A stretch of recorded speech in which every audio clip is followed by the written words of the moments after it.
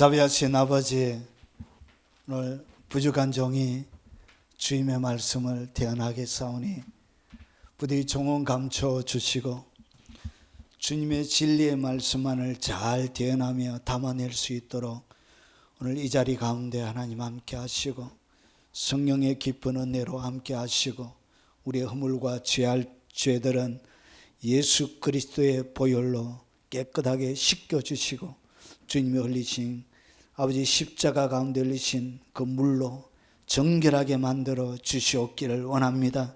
놀라운 치유와 회복과 하나님의 권능이 사모하는 모든 백성들의 삶들 가운데 이루어지게 하시고 연약한 육체 가운데 이루어지게 하시고 그들의 삶의 현장 가운데 이루어지도록 주님 역사하여 주시옵소서. 모든 하나님의 백성들에게 복이 있게 하시고 생명이 되게 하옵소서. 예수님 이름으로 기도합나이다. 아멘. 자, 오늘은 영적인 중요한 원리 하나를 여러분과 같이 나누도록 하겠습니다. 자, 하나님을 괴롭게 하고 하나님을 대적하는 것들이 있습니다.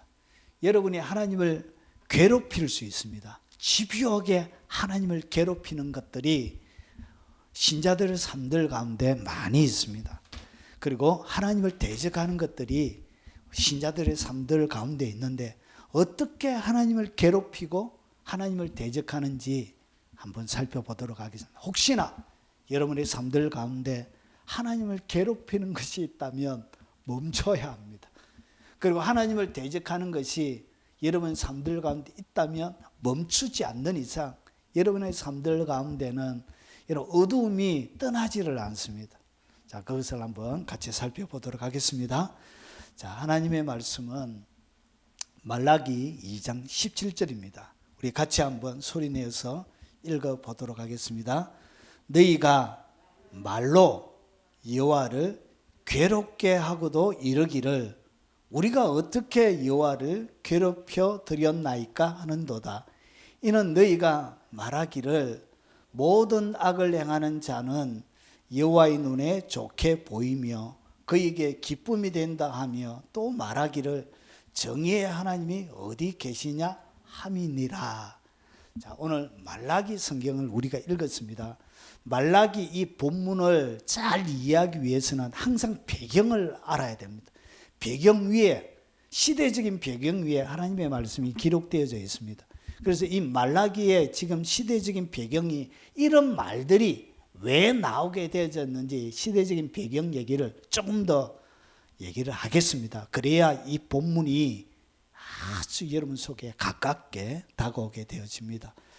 자, 722년에 북이스라엘이 멸망하고 그리고 586년에 남유다가 완전히 멸망합니다. 586년에 남유다 하나님의 성전의 돌들입니다. 돌들인데 완전히 돌 위에 돌 하나도 남기지 않고 성전이 회파가 되어집니다. 그래서 솔로몬 성전이 무너지고 나서 남유다가 바벨론에게 586년에 멸망하고 나서 그 다음에 바벨론 포로 70년이 지납니다. 바벨론 포로 70년이 딱 지나고 난 다음에 1차 포로로 잡혀갈 그 시점을 기점으로 해서 그렇게 되어집니다. 자, 그래서 바벨론 70년 지나고 난 다음에 그 다음에 1차로 어떻게 되어졌냐, 솔로몬 성전이 완전히 무너져 있었습니다. 그때 하나님께서 1차 포로 귀환이 일어납니다. 자, 그때 누구를 통하여 오느냐, 스룹바벨 총독을 중심으로 해서 1차 포로 귀환이 일어납니다. 일어나가지고 그때 대제사장 여호수아 그리고 이 스룹바벨을 잘 돕기 위해서 하나님이 선지자 2명을 같이 붙였습니다. 그 선지자가 누구냐? 바로 성전을 재건하라고 얘기했던 학개 선지자, 그리고 스가랴 선지자가 바로 이 바벨론 1차 포로 때 와서 성전 재건을 독려하게 되었습니다. 이렇게 해서 성전이 어떻게 되어지냐, 드디어 바벨론 포로 70년 뒤에 516년에 드디어 이 솔로몬 성전하고는 비교가 안 돼요.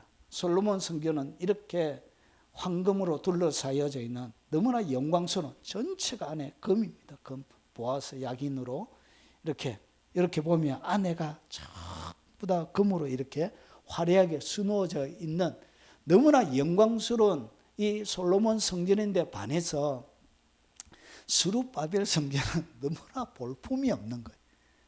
이 솔로몬 성전과 비교해서는 너무나 볼품이 없는 거예요. 그래서 이것이 1차 포로 귀환하고 나서 바로 성전을 재건하지 못했습니다. 반대파들이 많이 있고, 그리고 하나님의 백성들이 열심을 내서 성전 짓는데 초점이 맞춰져 있지 않고 어떻게 했나, 자기 집 짓는데 바빴습니다.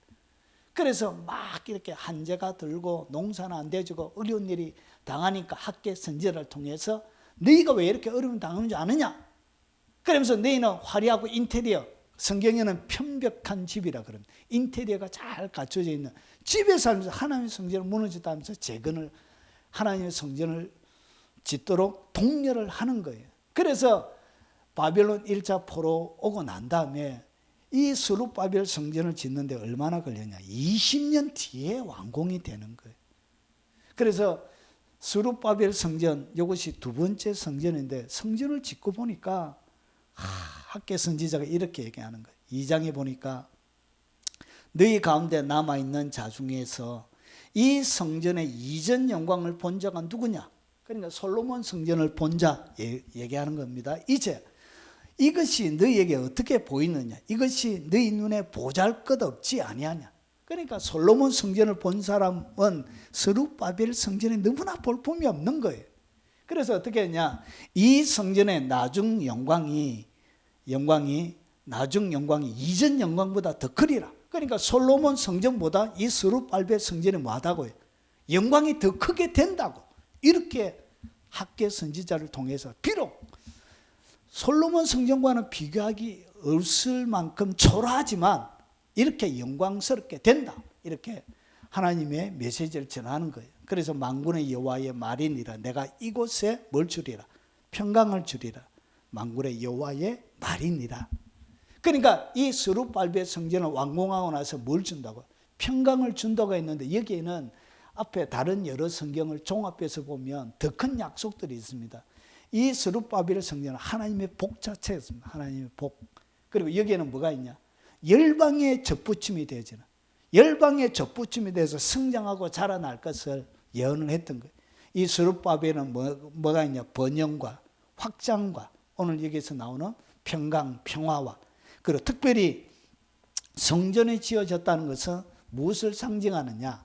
하나님의 임재가 돌아왔다는 것을 상징적으로 보여주는 거예요.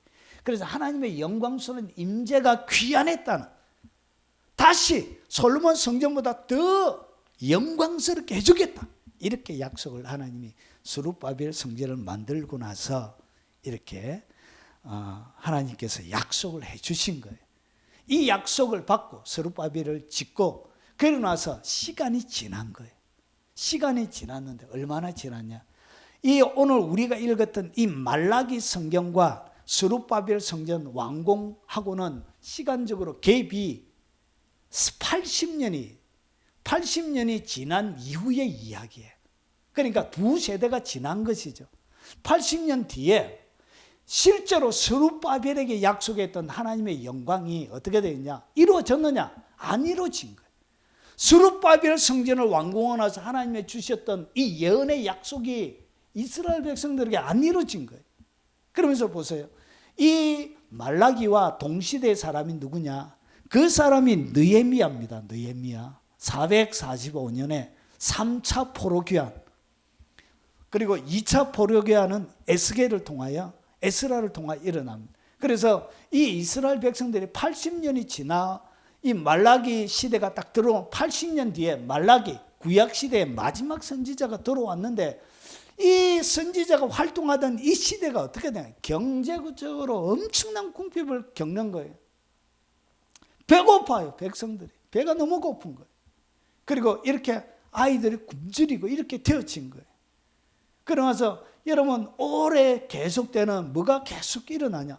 가뭄이 계속 일어나. 하나님의 영광, 솔로몬 영광보다 더 큰 영광을 주겠다고 학계를 통하여 예언을 해주셨는데, 약속을 주셨는데, 이상하게 이스라엘 백성 80년 뒤에 그들의 눈앞에 보여진 현장은 학계의 예언과 완전히 다르게 펼쳐진 거예요. 뭐냐? 오래된 가뭄들이 계속 되는 거예요. 흉작이. 가뭄이 나오니까 흉작이 자연스럽게 되는 것이죠. 물이 없으니까. 그뿐만 아니에요. 전염병이 막 도는 거예요. 그래서 수많은 사람들이 막 죽어 나자빠지고 가정들이 무너지고 이런 일이 여러분 이스라엘 나라 가운데 벌어진 거예요. 그때 말라기가 등장했던 거예요. 그때 하나님의 메시지를 받았던 말라기가 드디어 사역을 시작한 거예요. 말라기가 이 느헤미야 시대입니다. 동일한 시대입니다. 자, 그러면 느헤미야가 52일 만에 스룹바벨을 통해서는 성전이 완공이 되어지고 이 느헤미야를 통해서는 52일 동안 성벽, 예루살렘의 성벽을 만듭니다. 느헤미야는. 그래서 두 개가 다릅니다. 자, 그래서 동일한 시대인데 보십시오. 왜 이렇게 참혹한 하나님의 약속과 어울리지 않는 80년이 지난 뒤에는 열매가 맺혀져야 되는데 하나님의 솔로몬 시대보다 더 영광스러운 열매가 맺혀져야 되는데 더 피폐한 상황이 그들 가운데 펼쳐진 거예요. 그래서 왜 하나님의 큰 약속을 받았는데도 이스라엘 백성들은 복을 누리지 못하고 살았냐? 자, 거기에 보면 당시에 4가지의 사회적인 문제점이 있었습니다. 첫 번째가 뭐냐? 느헤미야가 직면한 문제와 동일합니다. 동시대의 사람이니까요. 그래서 첫 번째가 뭐냐? 부패한 제사장들이 부패해버린 거예요. 그래서 여기에 보면 1장과 느헤미야 14장 1절과 9절에 나옵니다. 그리고 두 번째는 이방신의 딸을 아내로 맞아 통혼을 했던 거예요. 그냥 이방 여인이 아니고 이방신의 딸이란 것은 우상 숭배에 완전히 쩔어져 있는 그 여인들을 아내로 맞아들었던 거예요. 그리고 세 번째는 뭐냐? 사회 가운데 온 사회 전반에 불의가 판을 쳤던 거예요. 그리고 11조와 봉헌 예물에 대한 백성들이 무관심했던 거예요. 이것을 좀 더 자세하게 살펴보면 왜 그랬냐? 부패한 제사장들이 있었던 거예요. 보십시오. 그게 말라기 1장 6, 7절에 보면 내 이름을 멸시하는 제사장들아. 제사장들이 뭐 했다고요? 하나님의 이름을 멸시한 거예요. 왜 이스라엘 백성들이 이렇게 참혹한 하나님의 약속과 어울리지 않는 피폐한 인생을 살아가게 되어졌냐? 제사장이 하나님의 이름을 멸시하니까 어떻게 되겠어요? 타락한 제사장 때문에. 그래서 보세요. 너희가 더러운 떡을 나의 단에 드리고도 말하기를 우리가 어떻게 주를 더럽게 하였나이까 하는도다. 너무나 뻔뻔한 거예요. 제사장들이 더러운 떡을 하나님의 제단에, 떡이 뭐죠? 진설병이죠. 떡상에 6개로 해가지고 2줄로 세워져 있는 떡상을 얘기하는 것입니다. 거기에 더러운 떡을 올렸다는 것이죠. 그런데 떡을 올리고 나서도 어떻게 했다고요? 우리가 언제 더럽게 했습니까? 뻔뻔하게 이렇게 얘기하는 거예요. 그러니까 그러니까 마음에 화인 맞은 상태로 제사장들이 이는 너희가 주의 상은 경멸히 여길 것이라 말함을 인함이네. 그래서 하나님의 상을 어떻게 했다? 경멸히 여겼던 거예요. 그러니까 이유가 나오는 것이죠. 하나님의 제단에 드려져야 할 모든 것들을 어떻게 했냐? 더럽혀진 것. 그리고 번제단에 드리는 것들을 한번 보세요. 번제단에 깨끗하고 정결하고 흠없는 것들을 제물로 드려야 되는데 어떻게 했냐? 만군의 여호와가 이르노라. 너희가 눈먼 희생 제물을 그리고 바치는 것이 어찌 악하지 아니하며 하나님의 모든 제물들은 정결한 것을 드려야 되는 거예요. 그런데 어떻게 했냐? 이렇게 예물을 가져왔는데 어떻게 했냐? 눈이 멀어 있는 거예요. 눈이 상했다는 얘기는 뭐죠? 이미 제물로서 가치가 없는 것을 얘기하는 것입니다. 왜냐? 이 모든 제물은 예수 그리스도를 상징적으로 보여주는 예표이기 때문에 그런 거예요. 그래서 예수 그리스도가 정결한 것처럼 구약에 드리는 모든 제물들도 정결하게 드려야 되는 거예요. 왜냐? 이것은 단순하게 양을 드리는 것이 아니라 예수님을 그 시대에 모델로 해서 드리는 것이기 때문에 그런 거예요. 그래서 어떻게 했냐? 어찌 악하지 아니면 저는 것, 병든 것, 그리고 다리도 보니까 다리가 절고 병들어 있는 것들을 드리는 거예요. 자, 그리고 드리는 것이 어찌 악하지 아니하냐? 이제 그것을 너희 총독에게 드려보라. 그가 너를 기뻐하겠으며 너를 받아주겠느냐. 총독도 분노하는데 나에게 이렇게 했다라고 이렇게 하는 거예요. 그래서 왜 그들이 그렇게 80년 동안 피폐하게 흉작과 가뭄과 전염병과 이렇게 어렵게 살았느냐. 결국은 누가 타락했다. 제사장들이 80년 동안 영광을 경험하지 못하고 타락해버린 거예요. 이런 걸 드리면 안 되는 거예요. 가장 정결한 걸 드려야 되는데. 그리고 나서 여러분 어떻게 했냐. 이방신의 딸을 아내로 맞은 거예요. 단순한 이방 여인이 아니고 이방신을 철저하게 섬기는 이방신의 딸을 아내로 데려온 거예요. 유다는 거짓을 행하였고 이스라엘과 예루살렘 중에서는 가정한 일을 행하였으며 유다는 여호와께서 사랑하시는 그 성결을 욕되게 하여 이방신의 딸들과 결혼하였으며 결국은 어떻게 했다? 우상 숭배를 같이 해버린 거예요. 하나님을 섬기면서 못하겠다고 우상도 같이 섬기는 죄악들을 한 거예요. 이방신에 따라 하나님의 나라에 드리게 되어지는 거예요. 여러분 여인을 드린다는 것은 유대 나라에는 엄청나게 큰 영향력이 있습니다. 왜 그러냐? 교육은 누가 시키냐? 엄마가 시켜. 엄마가 교육을 시키는데 자녀를. 그러면 엄마가 뭘 교육시킬까요? 예, 이방신을 교육을 시키죠. 이렇게 해서 이 결혼이 이렇게 무섭고 하나님 앞에 그것은 성결을 욕되게 하는 것이라 이렇게 얘기하는 것이죠. 그래서 나라 전역이 하나님이 복이 임할 수 없을 정도로 타락을 해버린 거예요. 사회적으로는 어떻게 됐냐? 사회에 불의가 가득했던 거예요. 보세요. 내가 심판하러 너희에게 임할 것이라 점치는 자에게와 간음하는 자에게. 그러니까 하나님의 나라에 누가 있었다고요? 점치는 자들이 가득한 거예요. 어떻게 예루살렘에 하나님의 성전에 있는 그 가운데 점치는 자가 이렇게 있을 수가 있는 거예요. 이렇게 점을 치고. 그리고 그뿐만 아니라 간음하는 자. 간음이 뭐죠?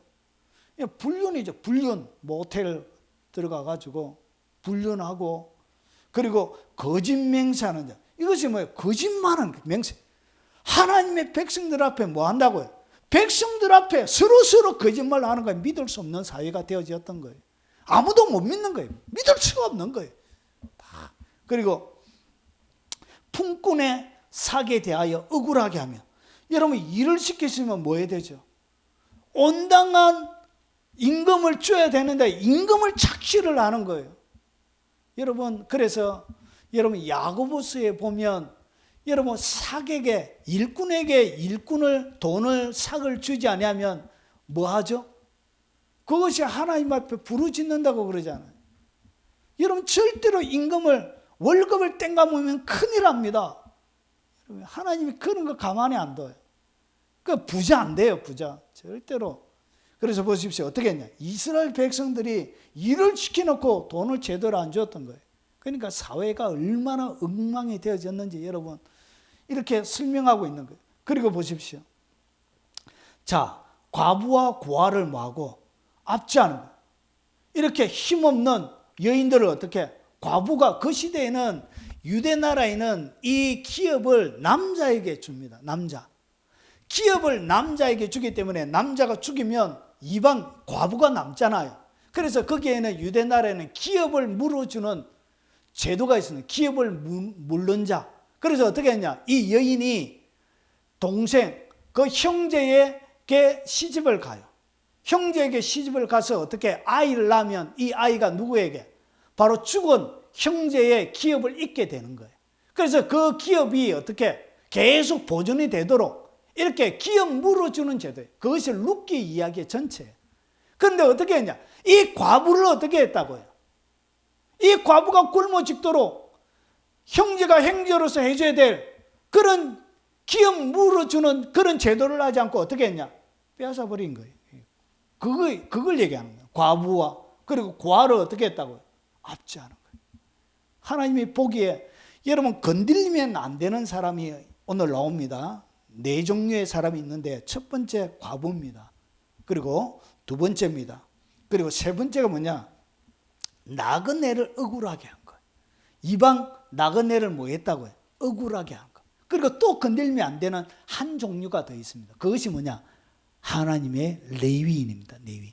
그래서 하나님이 특별법으로 보호하는 네 종류의 사람이 고아와 과부와 나그네와 레위인입니다. 하나님을 섬기는 사람들. 이 네 사람은 11조. 그래서 다른 거 11조는 어디에 쓰냐? 요 네 종류의 사람들에게만 써야 돼. 건축을 하는데 11조 쓰면 안 돼. 그건 불법이에요. 불법. 이 11조는 네 종류의 사람에게 써야 돼요. 그래서 이것은 구제비로 11조는 나가게 되는 거예요. 자, 그래서 이렇게 나라가 어떻게 했냐? 이렇게 압제를 한 거예요. 그래서 이것을 갖다 하나님이 어떻게 했냐? 하나님을 경외하지 않았다. 이렇게 딱 표현하고 있는 거예요. 그래서 이스라엘 나라 전체가 사회적으로 어떻게 하나님을 경외하는 것이 사라져버린 거예요.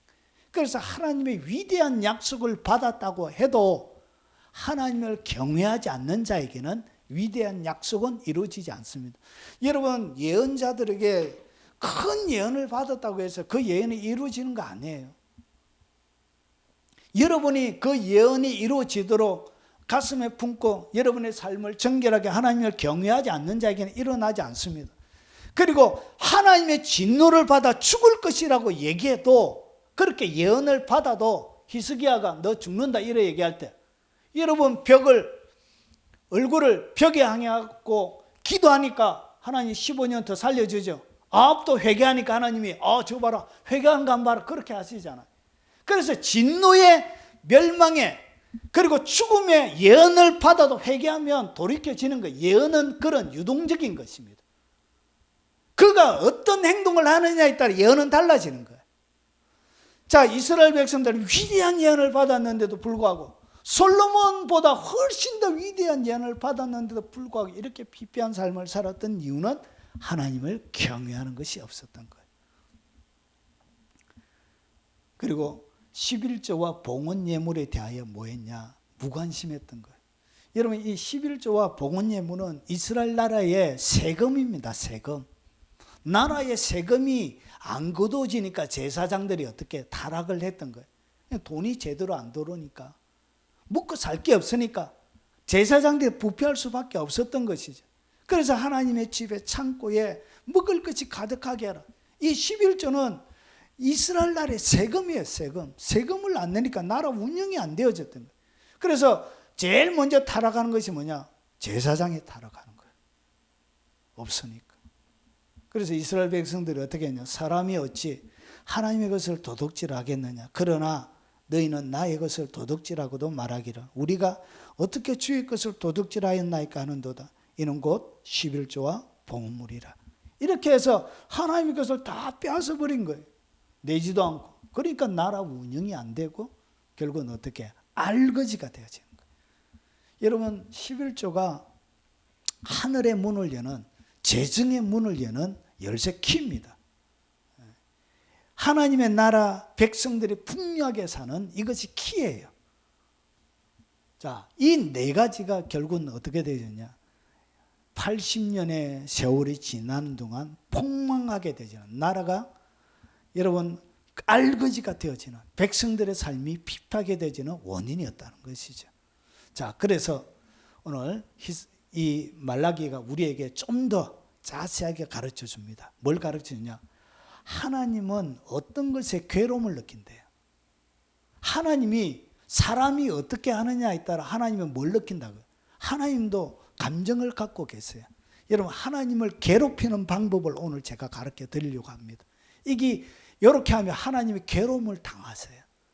그런데 이상하게 하나님의 백성들이 하나님을 그렇게 괴롭히는 사람이 많아요. 자, 오늘 말라기 우리가 읽었던 말씀에 이렇게 얘기합니다. 너희가 말로 여호와를 괴롭게 하고도, 그러니까 하나님을 어떻게 괴롭히냐?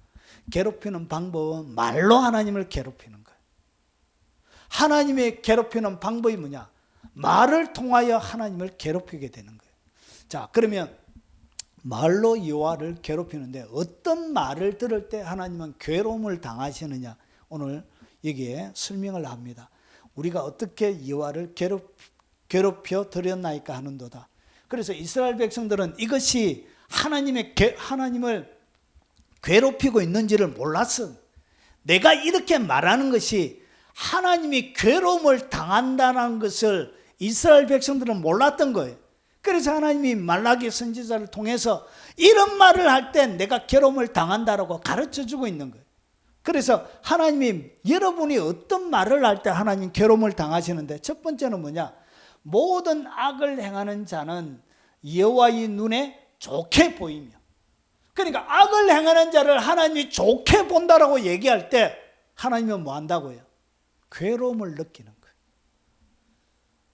그래서 니도 나쁜 짓 하고 나도 나쁜 짓 하자, 이렇게 서로 나쁜 짓 하자. 왜냐? 하나님 이거 좋아하셔, 이렇게.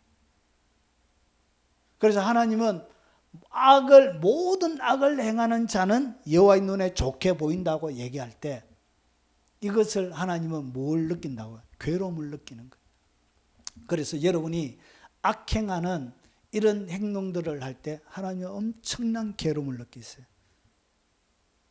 이것이 하나님을 괴롭히는 거예요. 그리고 두 번째는 모든 악을 행하는 자를 뭐하냐? 그에게 기쁨이 된다. 그러니까 내가 악을 행하면 하나님이 기뻐하신다, 이렇게 말하는 것. 악을 행하는 모든 문제에 대해 하나님이 기뻐하신다. 그래서 왜 이스라엘 백성들이 아까 전에 사후에 그런 악들을 행했느냐? 그렇게 악을 행한 이유가 뭐라고요? 모든 악을 행하는 것은 하나님 눈에 좋게 보이고 하나님의 기쁨이 된다라고 그들이 생각했기 때문에 말하면서 어떻게 했다? 악행을 행한 거예요. 그래서 거기에 대하여 하나님은 뭘 느꼈다? 심한 괴로움을 느끼는 거예요.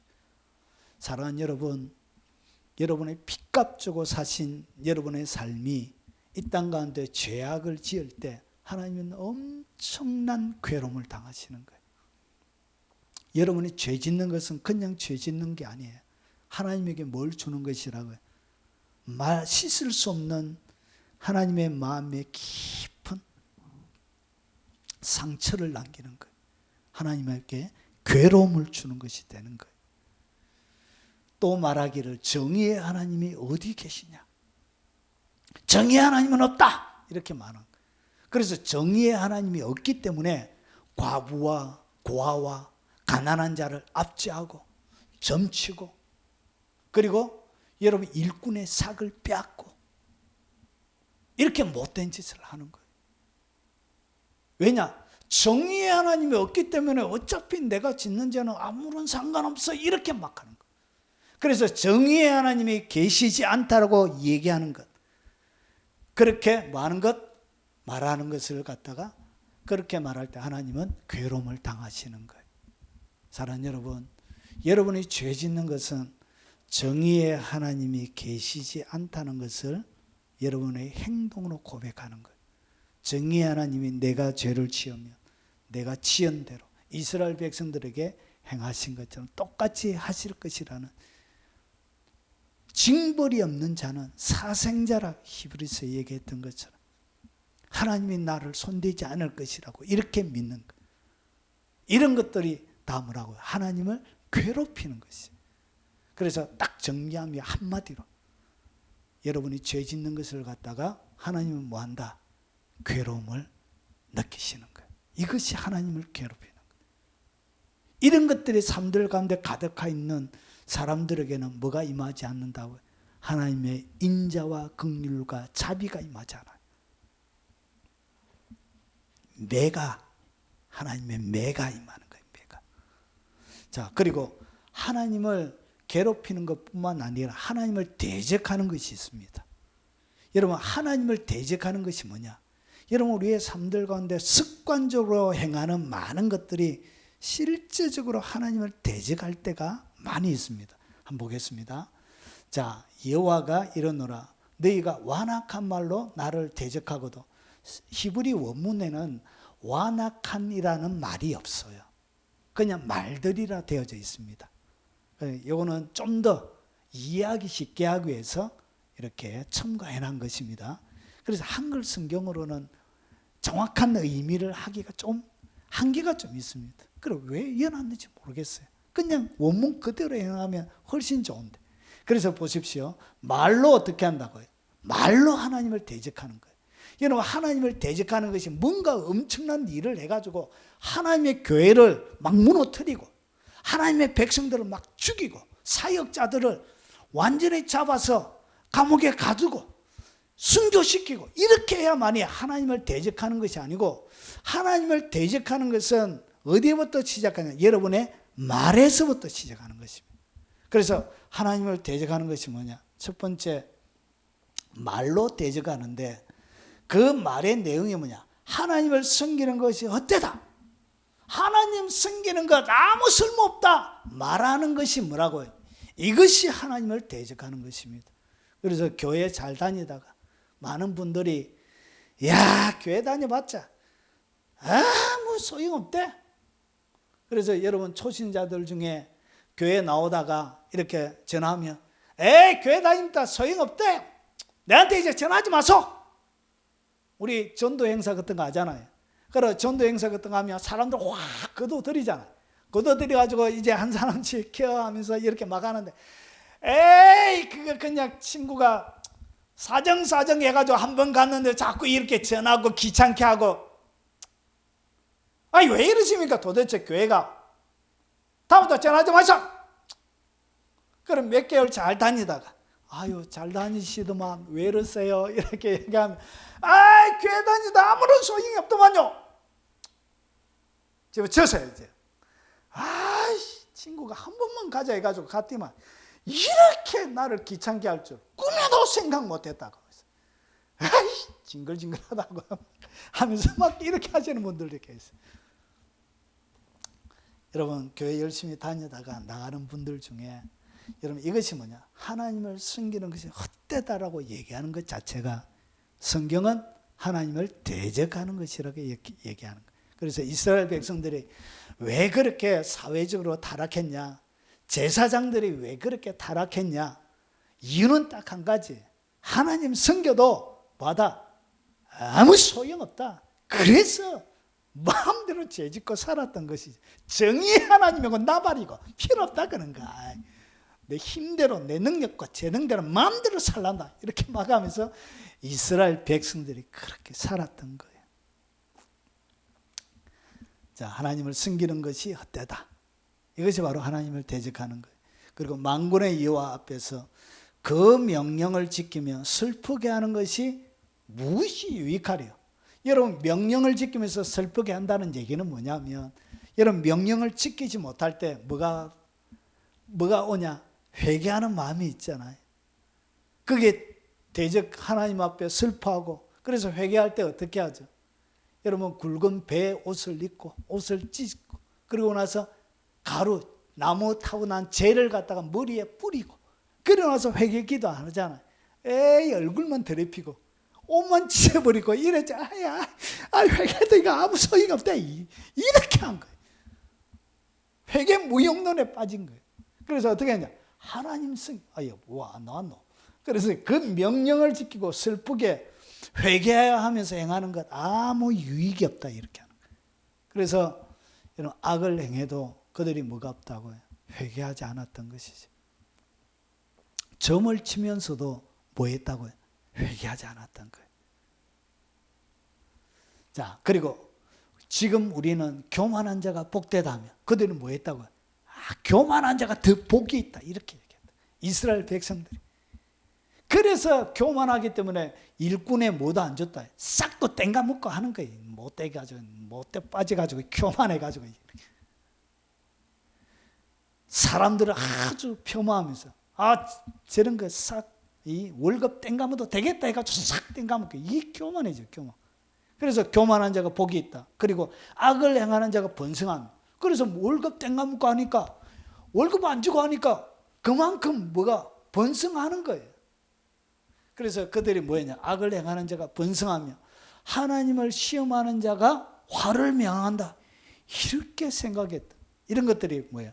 교만한 자가 복되다 얘기하는 것, 악을 행하는 자가 번성하며 그리고 하나님을 시험하는 자가 화를 면한다. 이렇게 말하는 것들이 뭐라고요? 하나님을 많은 것 대적하는 거예요.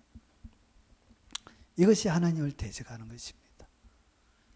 그래서 마음에, 우리 입술에, 우리의 삶들 가운데 뭐가 가득하다고요? 하나님을 괴롭히는, 아주 하나님을 괴롭히는 것과 하나님을 대적하는 대적의 언어들이 우리 속에 가득한 거예요. 그래서 어떻게 했냐? 하나님의 법대로 살지 않고 회개하지 않고 교만하게 하고 오히려 악을 행하고, 그리고 하나님을 시험하는 자가 더 잘 되기 때문에 끊임없이 죄악을 지면서 이렇게 살아가게 되는 거예요. 자, 그에 비해서 이 말라기가 하나님은 경건한 자를 위하여, 그러면 이렇게 사회가 엉망이 되어지고, 그리고 말라기를 통하여 마지막 구약의 문이 닫힙니다. 그리고 나서 말라기와 신약까지 거리가 얼마나 400년 동안 하나님이 침묵합니다. 이것을 갖다가 침묵시기라 그럽니다. 신구약 중간기라 그럽니다.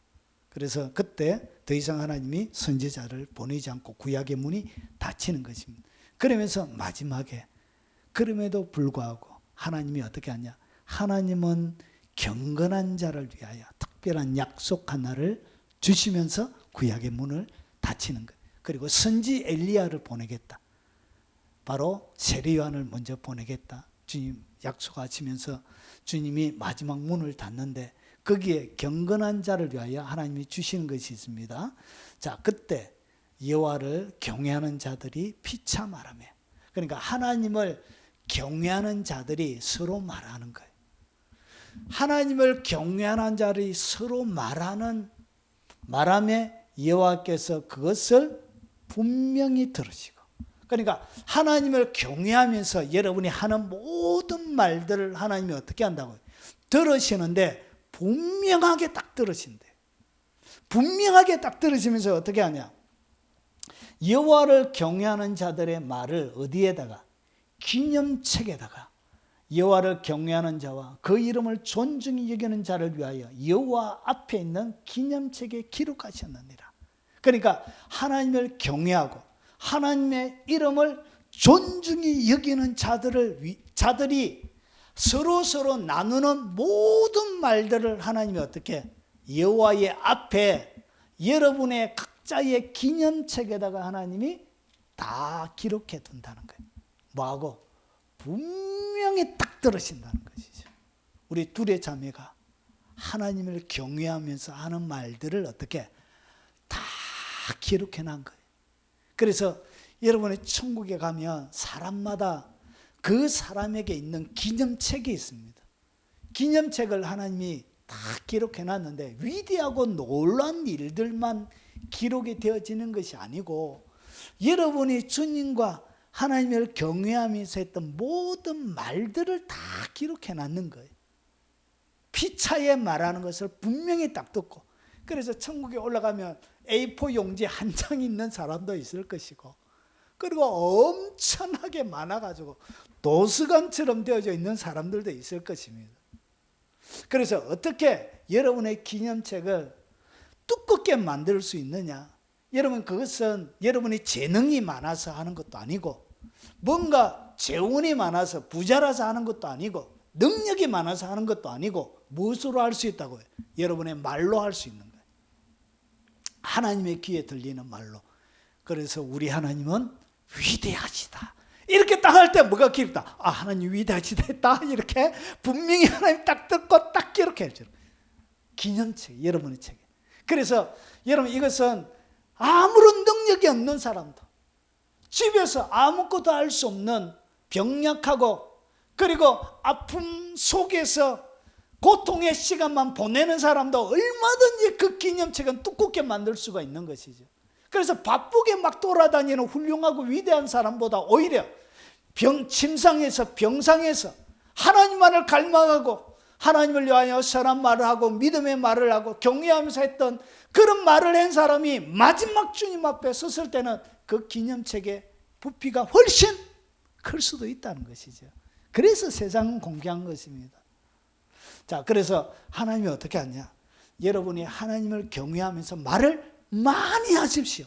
만나면 하나님이 기도 응답도 안 해주는 것 같더라, 이렇게 막 하지 말고 하나님이 지금은 안 해줘도 좀 이따가 될 기다 하면서 끊임없이 하나님을 향하여 믿음으로 하나님의 이름을 뭐하고 존중히 여기고 하나님이 기적을 베풀어 주실 것이라고. 하나님의 이름에 걸맞는 위대한 일을 내 삶들 가운데 폭포수처럼 해줄 것이라고 막 하나님을 계속 말하는 거예요. 계속 말하면 천사들이 바쁜 거예요. 잘 때도 하나님이 위대하십니다. 하나님이 놀라우십니다. 천사들이 바쁘게 만들어야 돼. 팔이 아파. 네가 대신해라. 하나님이. 그래서 끊임없이 하나님을 기도하고. 그래서 기도 많이 하는 사람에게는 천사들이 엄청 바쁜 거야. 1시간 기도하는 사람보다 10시간 기도하면 천사들이 막 손이 아파서 죽는 거야, 죽는 거. 천사들이 바쁘게 여러분의 천사들을 바쁘게 만드시기 바랍니다. 그래서 뭐가 하나님이 분명히 딱 들은 거예요. 그래서 여러분 만날 때마다 믿음 없는 얘기하지 말고 기념책을 두껍게 만드는 언어를 계속 하십시오. 하나님이 만약 분명히 들으시고 기적을 베풀어 주신다는 것이죠. 그리고 보십시오. 나의 특별한 소유로 삼으실 것이요. 여러분 어떻게? 그때 특별한 소유. 그냥 소유가 아니에요. 이상하게 성경을 자세히 봐야 돼. 그냥 소유인데 하나님의 소유라 해도 되는데 여기에는 뭐가 붙어있다가 특별한 소유로 딱 삼아준다는 것이. 누가? 하나님을 여호와를 경외하는 자, 그리고 그의 이름을 존중히 여기는 자에게는 하나님이 특별한 소유로 삼아주신다. 그래서 하나님이 수많은 사람들 중에 특별한 소유가 되라는 거예요. 마음에 주님을 경외함으로 계속 말을 하는 거예요. 자, 그리고 사람이 자기를 섬기는 아들을 아낀같이 내가 그들을 말이라. 아끼를. 나 이 말이 너무 좋아요. 하나님이 뭐 한다고요? 아껴주는 거예요. 하나님이 아껴주면 되는 것입니다. 믿습니까? 다른 사람이 몰라도 하나님이 딱 아껴주면 되는 것입니다. 하나님이 아껴주는 사람이 되어져야 되는 것이죠. 그래서 보시고 마지막 그때에 하나님의 특별한 때를 얘기합니다. 그때에 내가 정한 날에 그때에 너희가 돌아와서 악인과 선인을 분별하고 하나님을 섬기는 자와 섬기지 아니하는 자를 말이라 분별하리라. 하나님은 이렇게 특별하게 여러분들만 분별하는 것이 아니라 하나님도 철저하게 분별한다는 거예요. 그래서 마지막 날에 양과 염소를 구분하는 거예요. 열처녀 가운데 등불이 있는 자와 등불이 없는 자를 하나님이 구분하는 것입니다. 이렇게 하나님이 철저하게 나누시는 것입니다. 그래서 말아 하나님을 경건하게 하나님을 찾고 하나님을 경외하는 자는 하나님이 뭐 하시냐? 절대로 실망시키지 않는다는 것이. 그래서 말라기 선지자가 그 타락한 그 이스라엘 백성들에게 하는 얘기가 뭐냐? 하나님을 말아 경외하라. 경외. 그래서 하나님이 너희들을 기념책에 기록해주고 그리고 특별한 소유로 삼고 하나님이 아껴주는 사람이 되라는 것이죠. 그것이 무너진 이 이스라엘 백성들, 그 사람들을 향하여 말라기 선지자가 던지는 하나님의 사랑의 메시지입니다. 여러분 오늘 말라기가 여러분 가운데 주는 이 도전의 메시지가 여러분의 메시지가 되시고 오늘 영상을 듣는 여러분의 메시지가 되시고 여러분의 삶들 가운데 하나님을 경외하는 것이 무너져서 하나님을 괴롭히고 하나님을 대적하는 것이 여러분의 삶들 가운데 가득하다면 걷어내시기 바랍니다. 그리고 하나님을 경외한 자가 되어져서 마지막 날 하나님 앞에 설 때 여러분의 하나님을 섬기는 자로 하나님이 의인으로 인정해 주는 하나님이 아끼는 특별한 소유가 되시길 주의 이름으로 축원합니다. 아멘.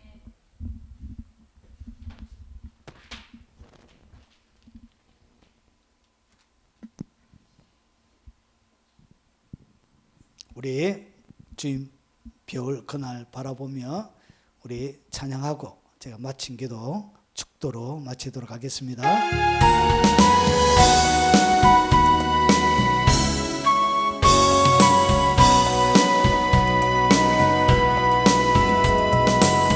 생명수 샘이 흐르네 저 하늘 내로 향지 내가 가야 그 집에 생명수색이 흐르네. 저 영광의 집 해맑은 내 고향 생명수가 흘러넘치네.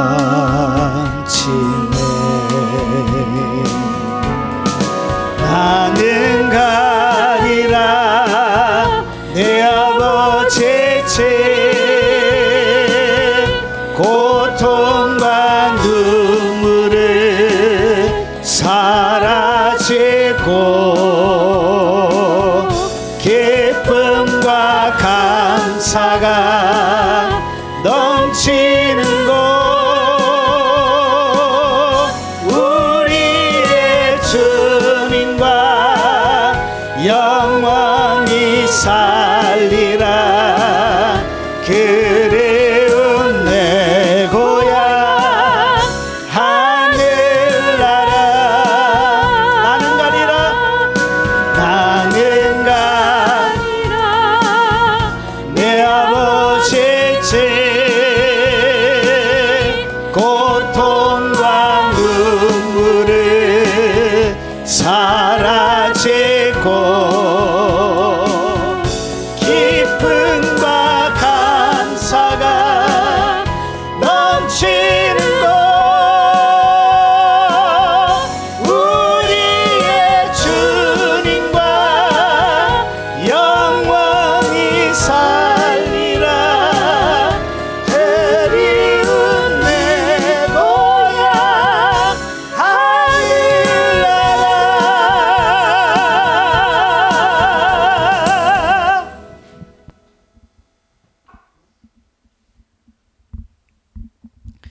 지금은 우리 구주 예수 그리스도의 은혜와 우리를 너무나도 아끼고 사랑하시는 특별한 소유 삼아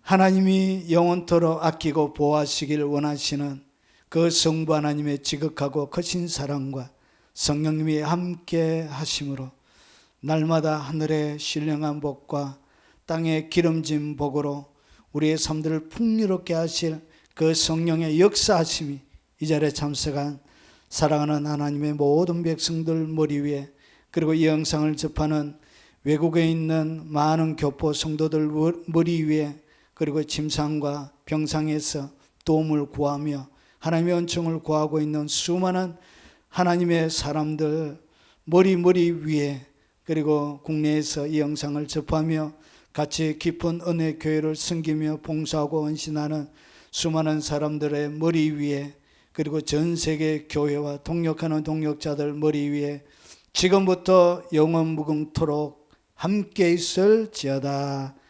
아멘.